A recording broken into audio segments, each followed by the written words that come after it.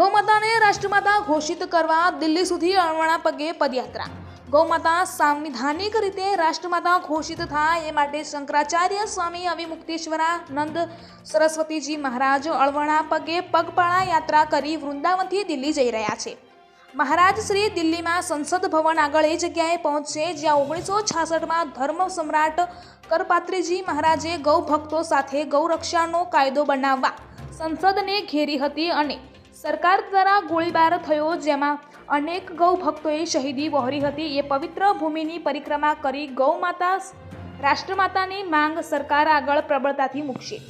ધર્મ સમ્રાટ સ્વામી કરપાત્રીજી મહારાજ દ્વારા બનાવેલા સર્વદળીય ગૌરક્ષા સમિતિના અધ્યક્ષ પદે શંકરાચાર્ય સ્વામી અવિમુક્તેશ્વરાનંદ સરસ્વતીજી મહારાજને મનોનીત કરાયેલ છે।